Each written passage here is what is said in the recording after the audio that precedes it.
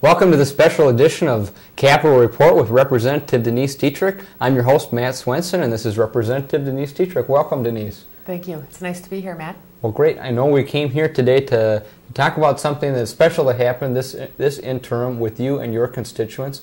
I understand that you brought some folks down from Champlin Shores assisted living community to come down to the World War II Memorial. Yes, we did, Matt, and that's what we're here to talk about today. And I first of all just want to start out by saying that that day that I spent with the Champlin Shores World War II veterans was easily one of the most memorable days of my life. We shared laughs, we shared tears, as you'll see in some of the video that you took. We shared life stories, we shared family stories, we shared war stories, and actually we even talked about some of the issues that face Minnesota and our country today. Well, great, and I know that it really meant a lot to these folks to come down to the Capitol and see this really great monument that's been erected in our state to remember all of these folks who fought and some who died in World War II. So yes, that's what this all started from. As you know, on June 9th, 2007, the state dedicated the World War II Veterans Memorial, and on that day it was festive. It was beautiful. We had over 20,000 veterans throughout the state descend on the Capitol, and at that time each of them received a World War II medallion to wear around their neck, which they were very appreciative of and extremely proud of. And so it wasn't long after that I received one of those commemorative medallions in the mail, and I took one look at it and I thought about all the over 300,000 veterans that served, and then the over 6,000 veterans, Minnesota veterans, that perished in World War II. And it just reminded me of their bravery and courage and how they were willing to fight for the freedom for me, my children, and my children's children.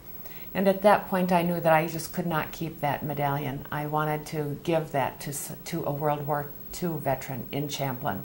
And so then that's when this whole process started of trying to figure out how best to give out those medallions and try to give somebody a really good experience and bring them down to the memorial itself. Yes, that's exactly how it started.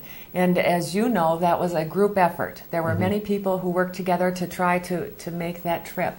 And you, for one, I have to say, played a big role in that. And I want to say thank you to you for helping organize that trip.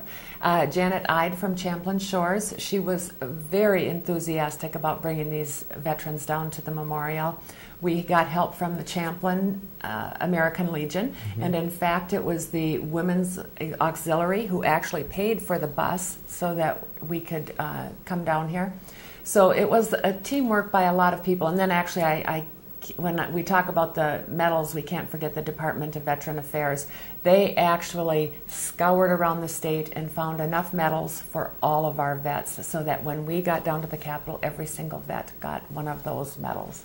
Well, that's great. And tell me about what you folks did when you got to the World War II Memorial and the experience that it was for those folks.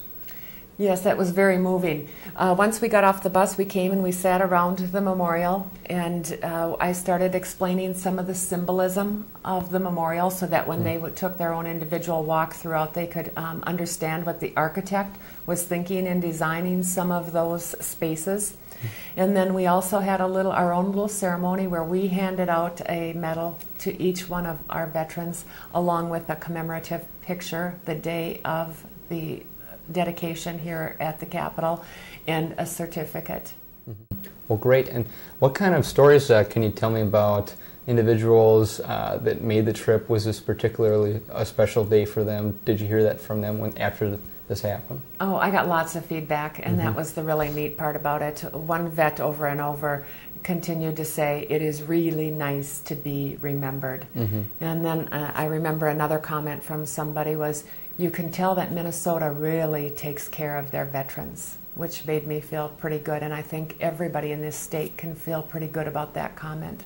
But there was one story in particular that I would just like to share with everybody, and that was a lady named Marcia, and she had made the trip from Champlin Shores, and she was on the bus and ready to go home, and I noticed her daughter, who had experienced the day with her, who was there the whole day, And she actually pulled me aside and she said, I just want you to know how much this meant to me and my mom. She said she has been in assisted living for over 2 years, and she has never gone on an outing in that time period. And when this opportunity came up to come down to this memorial to honor her for her service in World War II, this was a trip that she was going to make. Wow, well, that's really great. What an experience for that family to have together, to come down to the memorial and have that kind of experience together. Yes, and as you know, Matt, there were other veterans who had family members meet them here at the memorial. One veteran had a daughter who traveled on the bus with us. Mm-hmm. So you can tell that this was a big event for them and their family. Oh. And I just want to share one last thought, is that, you know, as we all walked around that memorial, and you couldn't help but stand back and look and say that thankfully that this memorial is here to remind my generation, the next generation, and the next generation of the bravery and the sacrifice that these veterans made for the freedoms that we enjoy today. And we enjoy a lot of those freedoms. We feel secure, we have prosperity, and we have a freedom, all sorts of freedoms. So you couldn't help but walk away with a renewed realization of that.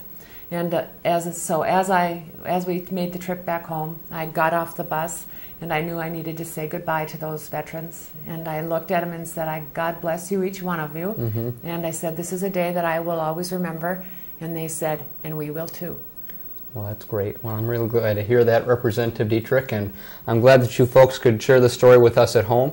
And I look forward to seeing you next time in the studio, Representative Dittrich, and you folks at home as well, on Capitol Report with Representative Denise Dittrich.